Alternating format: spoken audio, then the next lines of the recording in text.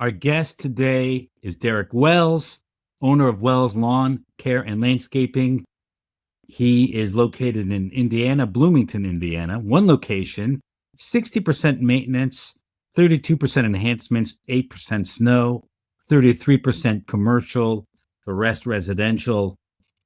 Derek has a $3 million company, but he acts like a $10 million owner. You're going to hear from him some gutsy decisions he took in firing half his staff 1 year ago. This is something that everybody wishes they could do or would have done in their business. He takes you through how he did that, why he did it, everything he learned, the holes he found in his company, what he had to change. He also talks about how he hired a general manager for his business to pull himself out of operations and finance, and some of the thought process there, how he's going to hire a sales manager. Like I say, Derek's really ahead of his time. And you're going to learn a lot here, a lot of inspiration. He has a lot of kids, a young family, and he really had to get a hold of the business in order to balance out his personal life and his business life. And it is helping him set up his business to explode in terms of growth. You're going to learn a lot from this podcast. Here we go. Derek Wells, welcome to the show. Right. Thanks. Good to be here. Why don't we kick off with you introducing yourself? Okay. So my name's Derek Wells. I'm from Bloomington, Indiana, and I run Wells Lawncare and Landscaping. Tell us a few things about the business. A few things about the business. So this will be our 20th year in business this year, if you count it back when I started back in high school. I studied landscape architecture at Ball State. I studied entrepreneurship, business management at IU, and I've been actively working on the business since about 2011 when I stepped back from there. We have three main divisions that we run. So we have a mowing division, we have a turf care fertilization division, and then we have a landscape division. For us, bed maintenance is also part of that landscape division. So we do a lot of enhancements, softscape designs, and just ongoing bed care for plant material. So you're in LA, huh? I'm not in LA. So I went to study architecture, and then I was also running the company back at home, and it was too hard. So I'm from Bloomington, where I use that. So I transferred out of Ball State back to Indiana University. Gotcha. So, okay. And in full transparency, I never even graduated. So I was about 3 semesters shy, and business was getting really busy, and I was struggling to kind of keep up with both fronts. So there you go. It all comes out. It all comes out. I actually had a business presentations teacher at IU that was docking me on points for attendance, even though I was running my own business at the same time. It's kind of ironic, right? Going to business school and being docked for running your business. And so that kind of let me know that I was probably not going in the right trajectory at that moment. So that's pretty funny. Yeah. So Derek, you have done something that every entrepreneur has wanted to do at some point in their journey. Yeah. You fired half of your staff. We did. Yeah. So take us through that. Unfortunately, I'm getting known for this, right? So it's not something I think you want to be known for, but here we are. Yeah, we did. We made the decision and we pulled the trigger on it, and it was hard for some reasons and easy for other reasons, right? So kind of, I guess the moment that led to it, we were in the middle of a snow event, and we had half of our team show up for this snow event. And it was a hard snow event to service. And I struggled throughout. We spent about 3 days working this event, and I was frustrated with the staff. I was frustrated with what was going on. And so I had 3 days to kind of reflect inside that truck while I was working and trying to figure out what the issue was. And ultimately, I landed on the fact that the issue was me, right? And I've kind of talked about this before, but I had hired the wrong people, and I held on to those wrong people too long. And also I was still heavily involved in so many functions of the business that I was kind of preventing the company from growing because I was still holding on to the reins in a lot of different ways. And so we got through that event, and it was pretty clear to me that we had to take some pretty quick action. So that Monday, the event was Friday through Sunday.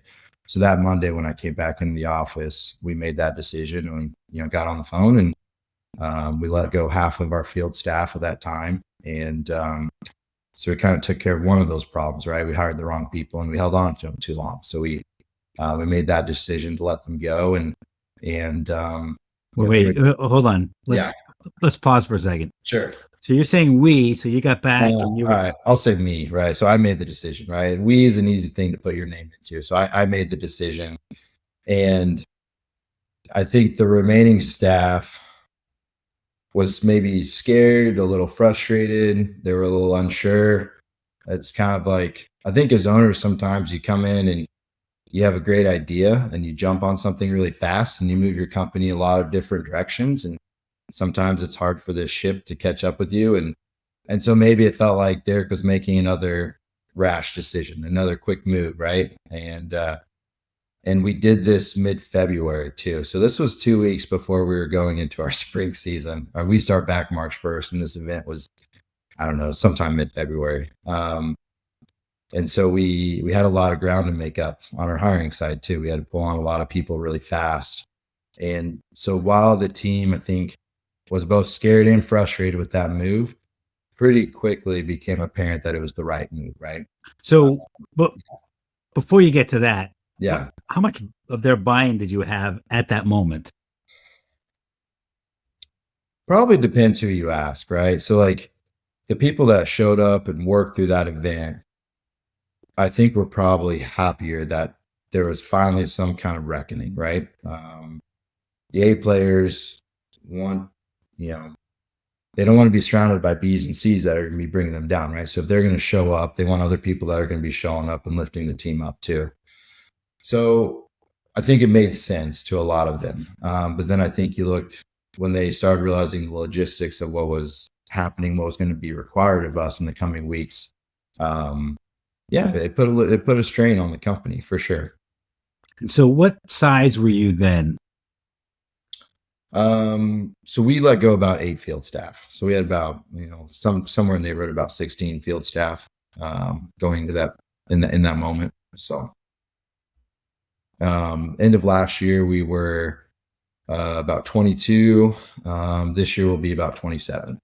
All right. You're already getting onto the recovery. Let's go back to, it's February. Yeah. You did dialing for dollars, so to speak. You let them go. Yeah. And then what? So we had to get out of the hole. So we were in this state of,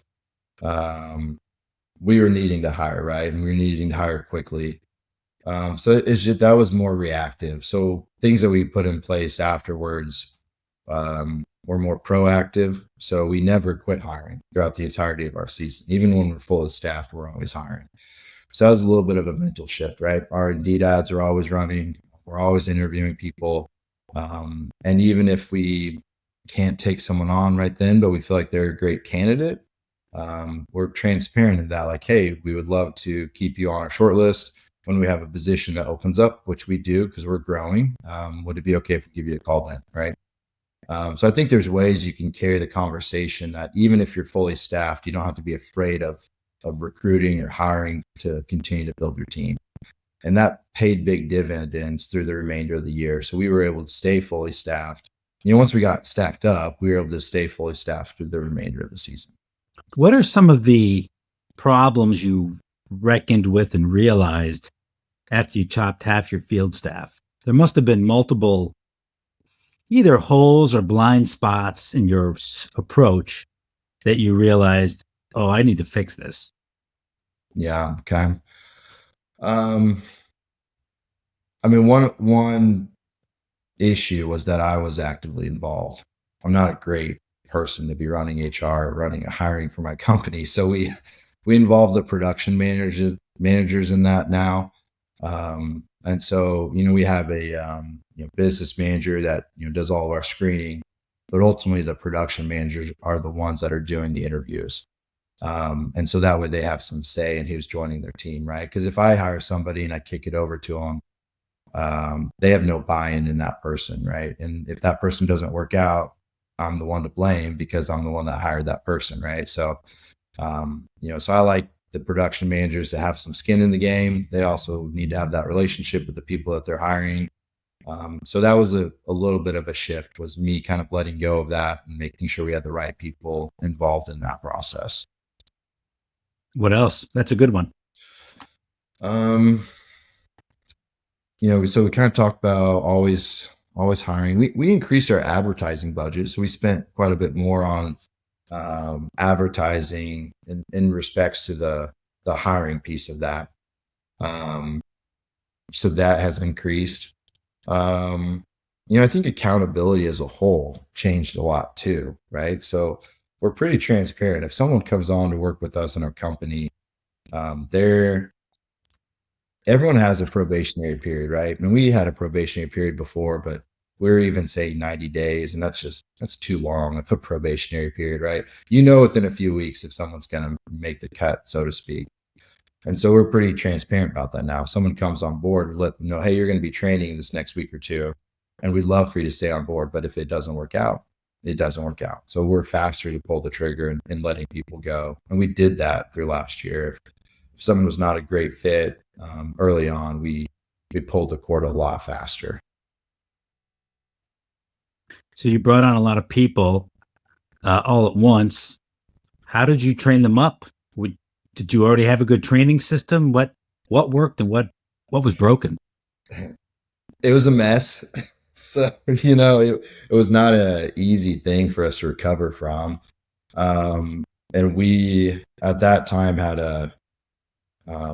had an onboarding program that was really involved. We had binders, and that covered day one and week one and first 30 days. And we had a lot of pushback. It was hard to get the field staff to complete those binders. It was hard for production managers to have all this homework, so to speak, of checking in and following these binders. And so we kind of dumbed it down a little bit. Years and years ago, we used these things called pirate maps. And basically for us, it's just like it's an infographic, and it shows what your day looks like for your morning routine, for your during day routine, and for your end of day routine. And on every one of those phases, there's the kind of goal, right? So if you're starting with the end in mind, I think it's a really important approach to a lot of things. So if you have this idea of like, what's the thing that we want to accomplish with this? So for us, like the morning routine, well, we want them to arrive on site, right? Quickly and professionally. So that's how our morning routine ends. When they're doing their service work during the day, we want them to care for the property and do a final inspection. So that's how that ends. And their end of the day routine, we want them to record green throughput. So for us, we track throughput, which is how we measure our production during the days. And that's the very end goal, kind of the goal at the end of the rainbow that we want them to achieve. So that we start with that end goal, and then we work back a couple steps. But yeah, we have all these sheets kind of, so they're pirate maps. So pirate map just comes from this idea of following the X on a map, right? Trying to get to your treasure. And so that's what we use for training pieces. It's just a simple 1-page sheet that kind of shows all the steps through your day and makes it easy to follow. So I would say I've known you for a while. You've been in our peer group community for a long time. We did some coaching early on, and I always admired your ability to put systems together. And it sounds like what you're saying is your ability to put them together surpassed your team's ability to manage that complexity, and you had to simplify it. It sounded really sexy when we were creating it. We're like, oh, training's a problem, so let's invest a lot of effort and a lot of time into this. Let's make this unfortunately, a really elaborate process to our training. And it just didn't work. It didn't get off the ground like we wanted it to. You need your production managers out in the field working with your teams. You don't need them necessarily doing administrative work. And so some of our stuff, we're pulling them away from production and giving them admin work. And so we simplified it down. We made it easy for people to know what their expectations are at work, before, during, and after, what their goals are. We ran with that. It was a lot. It was easier for people to know what was expected of them when we gave them a simpler presentation. I like that a lot. And I like that metaphor of the pirate map where the end goal, the gold, right? Yeah. Where the gold is really clear. Right. So let's put it, let's underscore the value of letting go of half your staff. How much did you grow in revenue by the end of the next year? So we had about a 15% growth within That year. that year, correct? Yes. Okay. And how much the year after? Well, that's all very new, right? Because this just happened within the last year. So we're actually probably a year to the date of the house cleaning. And what's your Right. what's your budgeted growth for this year? We'll be about 30%. 30%. Yeah. Okay. And a lot of the stuff that has come into play because of that actually seems even honestly really realistic. And that seems more of a realistic budget for us. And there's even stretch budgets that go a little bit beyond that. So What's the stretch budget? we're looking at, oh gosh, what would that be? Probably closer to like 38, I think, maybe what we're looking at. So cleaning house allowed you to still grow Yes. that same year and set you up for a much, much stronger growth year after. Yes. Yes. A lot of short-term pain for long-term gain. Yes. Now I know you do a good job of metrics, and I think you correct me if I'm wrong, but you have your team record and report their own. You have the crews record and report their own numbers daily. Is that right? Yeah. Correct. So, but I think that also got in the way of them training. Everybody had to train new staff, and so explain how that worked and how you fixed it. Yeah. So this probably stems from some problems we had even a few years prior. So we were presenting to our teams what their throughput score is. So for us, that's just our revenue. We back out our materials and rentals, and then we just divide it by the full hours for the day. So if I give you a quick example, let's say the crew cleared $3,000, they had $1,000 in materials, $2,000 of revenue that they will be looking at. And let's say they work 20 hours, 2-man team for a 10-hour day. So they would have $100 throughput. So just to clarify or to summarize, so that's revenue net of materials. Correct. Yes. The cost. Correct. Yeah. And also net of, other companies would want to take a net of subs, net of rental equipment. Got it. Yeah. Okay. Keep going. And then we divide that by our hours. So that's billable and unbillable, basically from the time they clock in to the time they clock out. And what we were doing, that's always been a really important piece to us. But the way we were giving our crews that numbers was during our morning huddle. So Monday morning, we would show them how they did the previous week. Yeah. And be honest, no one had buy-in. It was like, great, we won or we lost, but it was always a lagging indicator. And there's no way to get it to them that day. And so that's what we were struggling with for a long time was how do we get them this information the very same day before they leave at the end of the day? And the solution was actually pretty simple. So what we do is our production managers go out to a whiteboard in our warehouse and they just write down what that crew's revenue is going to be for the day. So if you're running a mowing route or fur route, any kind of route work, you know what those values are for those services. And so with some, Excel sheets or with your, software programs, you can get that number. And so they just write that number on the board for them. And then what happens is when the crew lead clocks out at the end of the day, they submit their timesheet. They know how many hours they have. Well, then they go and they write their hours on the board, and then they just do the simple math: revenue divided by my hours. Here's how much throughput I cleared for the day. But where we drive it home in is we'll give them a target, right? So they have a yellow, red, and or green, yellow, red targets. And so for us, green is going to be a 20% net, and yellow down to red, and red's kind of our break even. So if we're hitting red, we're just recovering our overhead, but we're not. There's no profit in that respect, right? So that's their target. And what's kind of cool from that is it creates some healthy competition, right? Like no one wants to put up a red number. People want to put up green numbers, right? So just by implementing that, people really started understanding how they could clear more, even have less hours, and they're putting up better numbers. And it's on this public board, and everyone can see it, and you see your whole week as you travel along. So you can have a bad day, but you can offset it, and then by the end of the week, you can see how you performed as a whole.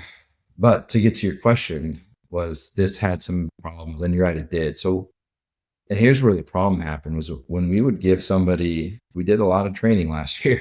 When we would give somebody a new person to train, they didn't want to invest the time in on training that person, because if they were investing more time training, it would take them longer to do their jobs. So they'd have more hours and they would have a worse throughput, right? We unintentionally, we created a system where no one wanted to be a trainer. Because if you're a trainer, that means you put up bad numbers for the whole company to see just by having new people on your team.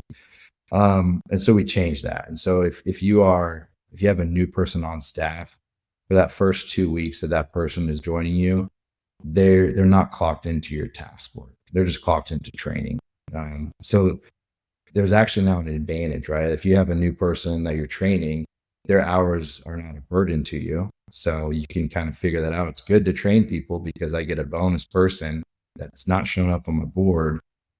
So now there's an incentive to like help people out, train people. We realized there's a problem. We said, all right, how do we fix this? And that was our solution. We just took that new hires hours out of the equation when it comes to tracking. That's brilliant reverse psychology. Right. Is the incentive for them the fantasy football, or do they actually win something? And I don't care what the answer is. I'm just curious. That's a good question, and we haven't had to answer that question yet. Right now it's fantasy football and that works. So it's awesome. Yeah. Awesome. What other mistakes did you uncover when you let go of half your staff? So we learned about you being over involved. You didn't quite say it, but I guess you were under investing in recruiting and ads. You kind of said that. And so now you're doing that and running ads more frequently. You're building a database of people, I think is what you said, good potential hires that you don't have room for yet. You talked about training. Any other holes that you uncovered? I would say, so for me, would be one that's more of a personal growth hole, right? I had to ask myself why was I not letting go of people, I guess, right? Why did it take such a big issue for me to kind of, buck up and realize I had to make a decision? And I think part of it was and I have been knowing myself, I'm afraid of conflict. So I don't always step into issues quickly like I should. Maybe it's more passive. I feel like people in general, some people are kind of like me in that you're afraid to step into conflict. And there's a lot of problems that will actually come from that, right? Like if you're afraid to be honest or challenge somebody, you're actually doing that person a disservice. So sometimes you might think like, oh, maybe I'm being nice because I'm not saying the hard truth. But the reality is that person who's on the receiving end of that never has the opportunity to grow because they have a coach that isn't willing to take the steps to challenge that person, to have that open communication, to be willing to kind of step into conflict, so to speak, a little bit to address a hard issue. And so I think when I had that kind of mental, I don't know, an epiphany or whatever, I realized like, man, what a detriment as a leader it is to be passive, right? You have to be willing to say what needs to be said and to be open and transparent. And it's not a gift for me. It doesn't come naturally. So when I'm faced with those moments, I kind of have to take a step back and realize, I need to be willing to step into those moments for my team and for the good of the company. Because if not, a lot of bad can happen. Yeah. How was it for your wife when you got sucked in to snow. I mean, you were already sort of there, Yeah. I think, but you definitely got sucked in when half your team didn't show up. Uh, did your spousal commitments or relationship um, have any impact or influence on what you did? So she's my person, right? So like she has a huge impact in everything, with the company and with me. And she is part of that learning process for me and being able to step into conflict because she is not afraid of conflict. So we've had those moments where um, that probably happened a year ago, where she was pretty firm and kind of let me know how much me working or investing time in my company was putting a tax on our home life, on her. And she kind of just had a come to Jesus moment with me and just kind of was very blunt about what the implications of that were. And so it was it was good for me to hear that, right? Because, if I were to continue to be as invested in my company, I am heavily invested, right? But if I was continued to hold on to the reins in so many different aspects, the company wasn't growing. So I was kind of, again, kind of creating this situation where by me doing so much was actually, I was a bottleneck for my company in so many ways. And that wasn't her intention, right? With telling me that was like, hey, you need to quit working so that way your company grows. But man, how much, there's a lot of truth behind that too. So yeah. So you realized you were putting up with crap and you were over invested in too many details of your business.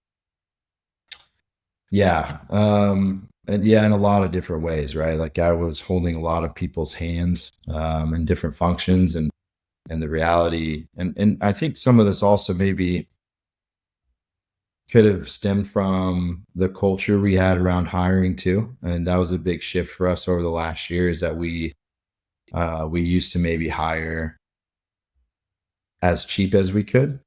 Yeah.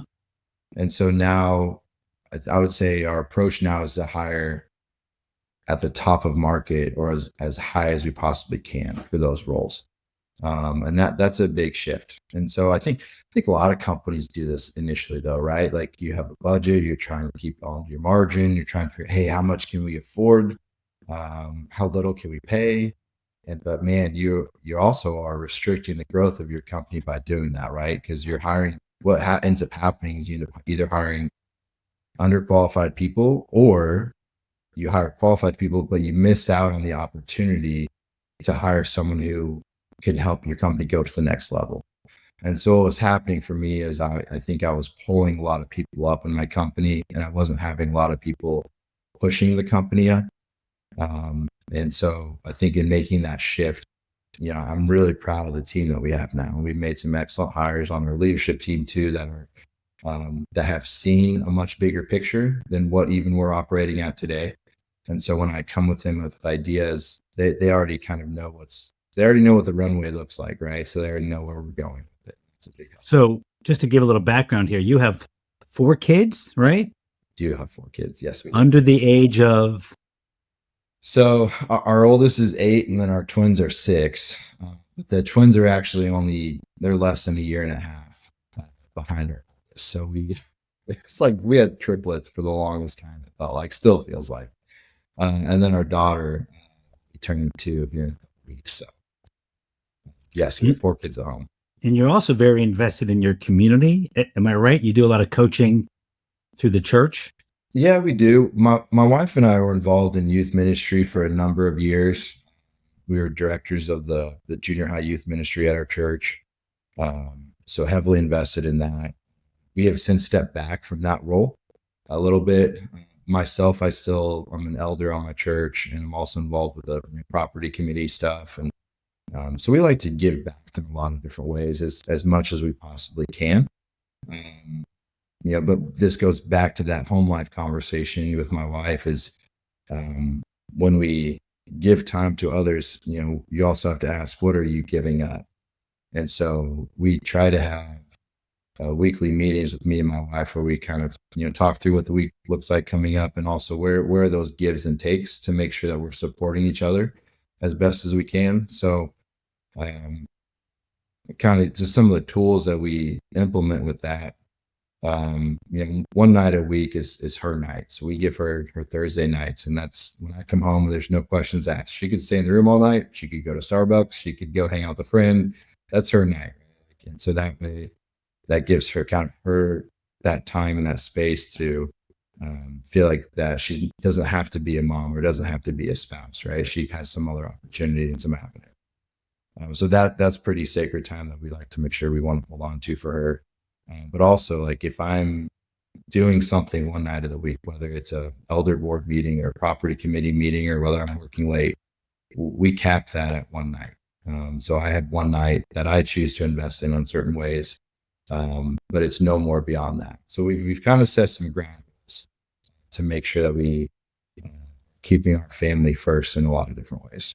So recently you've hired really a second in command to help you grow the business to another level. It's kind of like you went through this, not a crisis, but you went through this kind of change where you cleaned house, pulled yourself out of details, and then realized, you could pull yourself out of so many more details.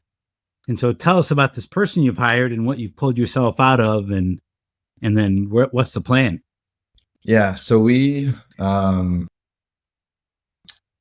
so as I look back at last year, I was still, even though I was letting go of a lot of reins and maybe was trying not to manage as much, the reality of running a business is you're managing a lot, right? So even if as much as you want to let go, you still have to be present in a lot of different ways. So I was still involved in the finance function or oversight. I was involved with oversight of production. Even though we had production managers, I was involved in sales.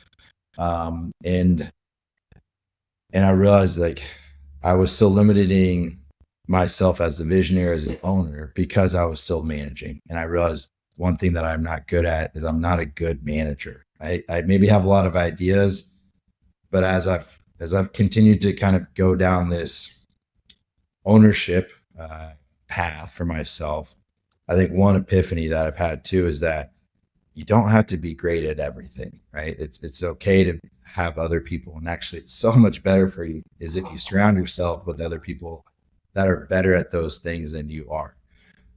And so, yeah, that's one thing that we went on a journey last year to kind of make a move towards, was hiring a general manager for the company. And in doing that has brought breath of fresh air to me, has allowed me to step into a lot of different things and pursue other stuff. It has taken a big weight off of me.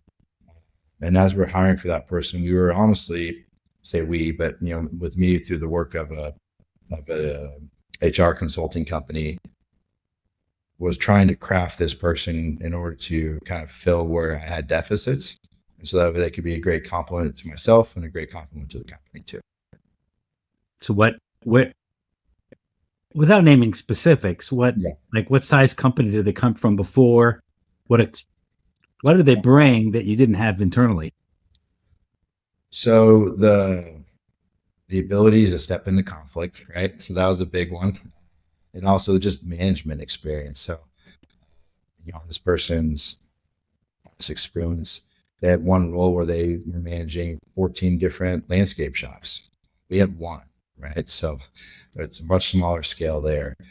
They were at one location at a different time where they oversaw, I think about 80 employees. And like I said, we were going into this next year looking at about 30. So I think kind of having someone that had the bandwidth to show that they could be with us as we're going through these next couple of years of growth was really important in making sure that we weren't having to train somebody into what this role could be for them, but that they already knew and had a clear understanding of what the role is, and also had the bandwidth to operate on a much larger capacity than all. So what do you think attracted them to come to your company? It's a good question, because I remember, we had quite a few different finalists, and I remember with the person that we ended up hiring, when they came to do an in-person interview with me at the shop, I was just walking around. I said, what's the draw for you, right? Like, why are you even considering us? And their answer was growth. Honestly, they responded and said, you know what? The places that we're at currently, I don't see the growth. I don't see the opportunity. And to me, this is fun. This is exciting, seeing where you guys have been, where you guys are going. There's a big draw for me. And things are growing. I want to be a part of that, drive that growth. So ultimately for them, growth was a big driver. Like really big So yeah. do you mean their ability to have a growing impact on your business? Yes. And also the person has a growth mindset as well. And so I think they had found themselves at a much larger national company, and they had the inability to have influence on that growth. And they also felt like the company wasn't growing like they felt it should be. Okay. And so what roles did you hand off immediately to this person for this year? So it immediately is oversight of all production, as well as oversight of the function as well. So while we still have a business manager that handles that accounting function, if you're kind of familiar with the traction model, right now this person is connecting the dots for production and for finance, and also connecting the dots for sales as well.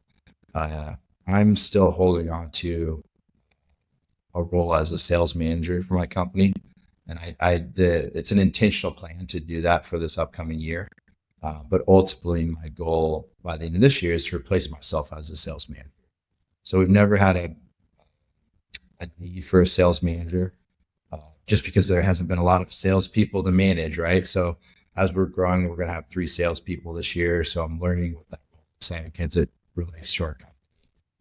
Then moving forward, by the end of this year, going into next, we will have a need for a sales manager. And so once we hire for that, then that will allow me to step truly up into that leadership visionary seat. Yeah. It's always a debate, chicken and egg. Do you have to grow big and then buy the next set of big clothes, or do you buy the clothes first and then grow into them?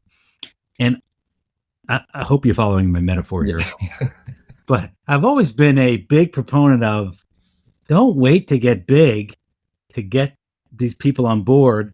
Bring the people on board in order to get larger and fulfill your potential. And this is clearly the move you're making. And, you're already talking about a sales manager and you have a GM, and, you're not this huge company, but you're going to grow much more quickly because of it. Yeah. Yeah. I mean, could I have rode out another year or two without that? Sure. But I'll be honest, my quality of life would have been pretty poor. And so, I mean, just both for improvement quality of life, but also in terms of what the company can achieve because we're making those moves. There's no doubt we're in a much better spot, because we're either hiring right when we need these people or ahead of time, right? So that way the company not can grow to fill those spots. I got to tell you, if you look at the typical companies out there, you're doing it way ahead of time. Yeah.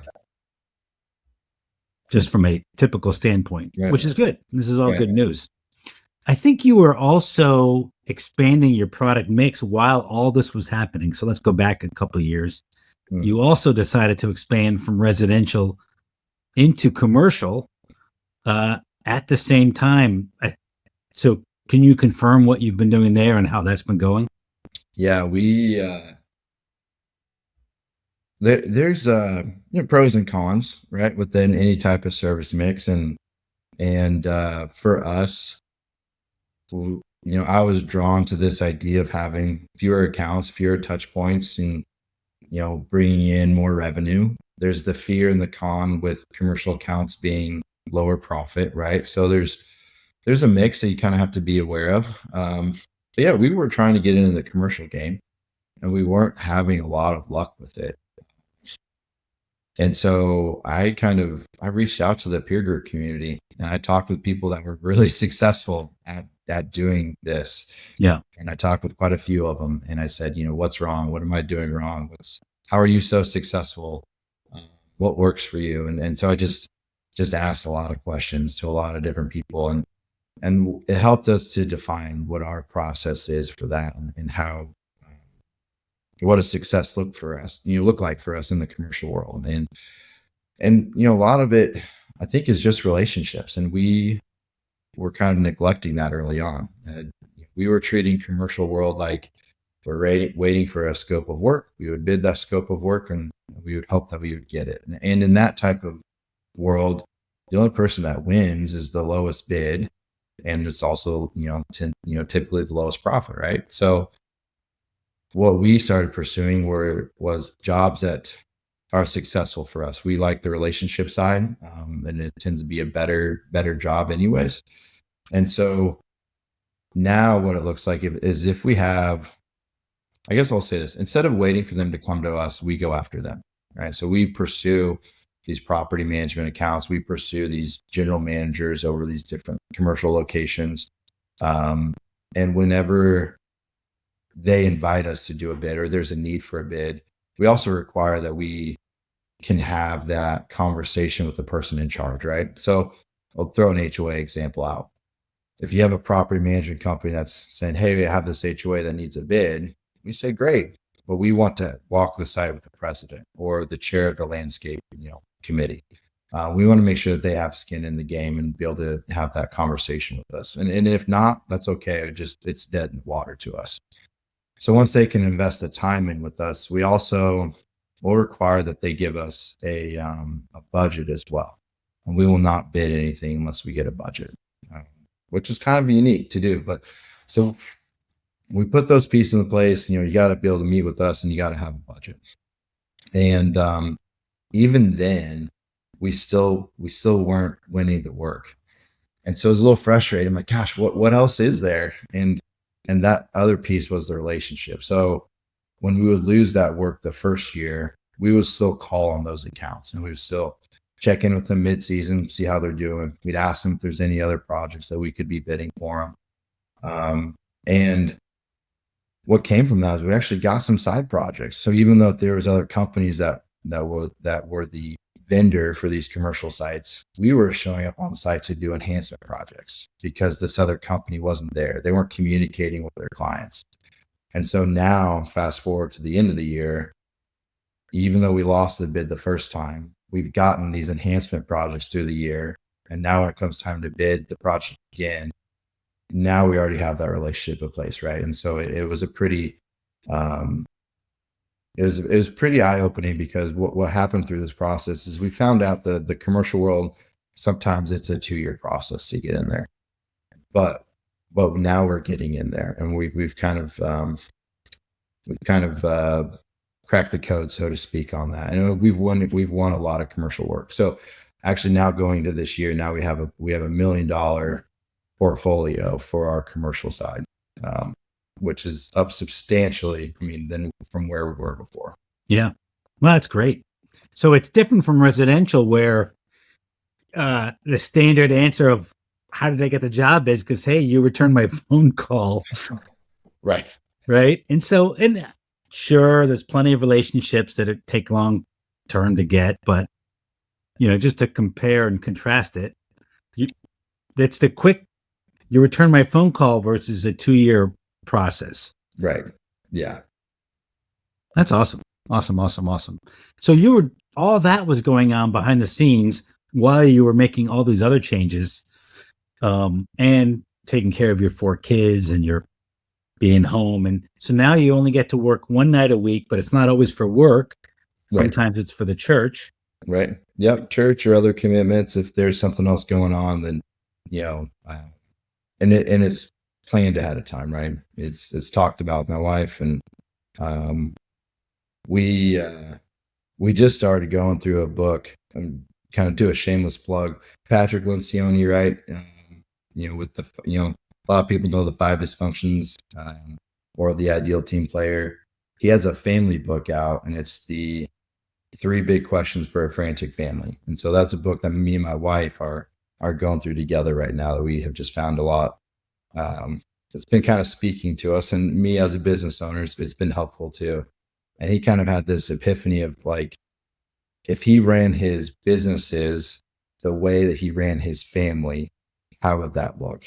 Yeah. And he just realized his businesses would fail, and it's because he wasn't putting the investment or the time or structure in place, for his family to succeed. So Yeah. So you've been a member of our peer group community for a few years now, and it sounds like it was a big help. We were just saying before, as you started up this new division. Well, what's a shout out or what's a recommendation you would tell somebody listening who's not a member, but maybe is tiptoeing around that idea or thinking about becoming a member? gosh, there's so much good. When I first joined, I think the reason that I wanted to join was because it's kind of lonely being a business owner. Um, and that may sound kind of weird, right? Because you have so many people that you're involved with. You have so many clients and you have so many employees. But the reality is no one's going through it like you're going through it. No one, you don't, not to say like misery loves company, but no one can relate to you like you have those relationships in a peer group. So for me, there's a social element. There's that draw there to have other owners that could relate to me. So that was a really big draw for me. And what I got from that was accountability partners. I got people that could hold me accountable. I had this vast network of people that I could now start bouncing ideas off of when I had problems. And the cool thing about it is the willingness for people to share, right? Is because you have this national group here of people that want to see you succeed. And the more you give into that community, the more you can get back out of it. And so it paid dividends in a lot of different ways for us on that. Okay. Any final advice you want to give to the listener out there in landscape land? Any final advice? Gosh, it's hard to kind of summarize it up into one thing. But I think for me, if I had to look over the past year, 2 years, or whatever, is I would say you got to be uncomfortable, right? You got to find the spots that you want to challenge yourself in, and be willing to do that. So I think if you're comfortable, uh, you're kind of flat, right? You got to be able to find where those areas that you need to be challenged on, or that you want to challenge yourself on, and just really go all in with it. I've made mistakes where I've grown too fast, or I've tried to add too much shiny stuff to my company, and that's okay. It's all part of learning. But I think because I'm willing to do that, it's been able to help me get to where I am today. Because I think I've been able to kind of challenge the status quo, or do things that that might make me uncomfortable, my business uncomfortable. And you find it works and does that. But if you're not doing that, you're never gonna find what works. If that makes sense. Yeah, it does. I was just thinking about how I would answer your question, and I was thinking about everything you shared. A lot of people have a lot of companies have a culture killer they need to promote to another company, Yeah. and you We've had had those. you had like 8 of them, clearly, and so that was super uncomfortable. So you've leaned. It seems like that let the floodgates open, and then you leaned into your other areas of discomfort and looked for changes you can make. What's going to be the next area of discomfort you kind of already know you're going to have to lean into?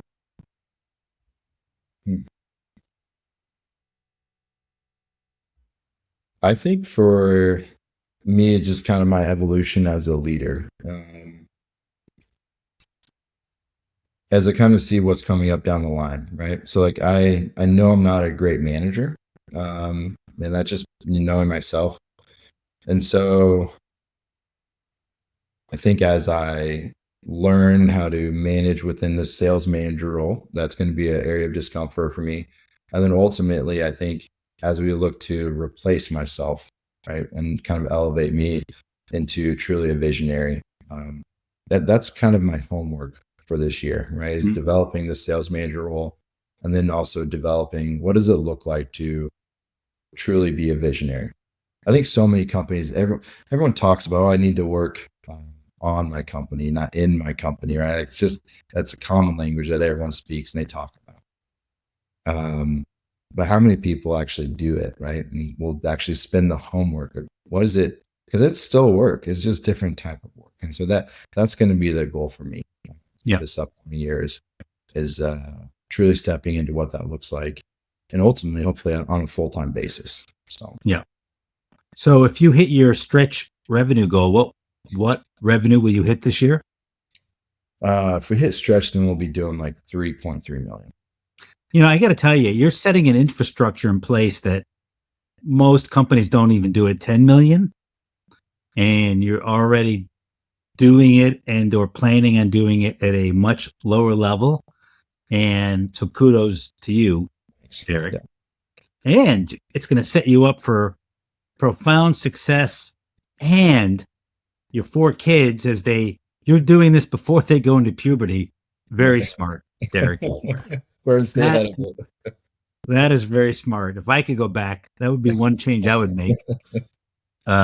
So you're really, you're doing a lot of, in some ways, you've been at it a long time, but in some ways you're quote unquote just getting started, and you're doing the right fundamentals early. And that's a lesson I want everyone to learn. You can put these foundational elements in place much, much earlier than people tell you out there in the industry, or that you read about, or that other consultants say. I was talking to one other consultant, and they're like, well, it's not till you're at 10 million should you bring in a controller. I'm like, who made that up? If you're weak in finances naturally and you're growing strong, you need a controller. And so really this advice is not one size fits all. And if you can be proactive in these kind of key positions, you're going to be so much further ahead down the road. Yeah. There's, I think Will was talking about it, at the Growth Summit last year when he mentioned how he likes to hire a head of overhead, right? That was kind of his play on that. Head of revenue. Yes, right. Sorry, head of revenue for him, right? Like hiring these positions maybe more than what you would, or ahead of what you typically would see of companies at those revenue positions. Yep. And I think it kind of speaks to what you're kind of saying here. So. Well, in some ways, you're ahead of him in some positions. Yeah. So, all right. He's been a great resource. Him and I have had some great side conversations, and I think very highly of him too. So, yeah. All right, Derek. Thank you for your time, man. We really appreciate you. Yeah. Thanks, Jeffrey. It's been fun.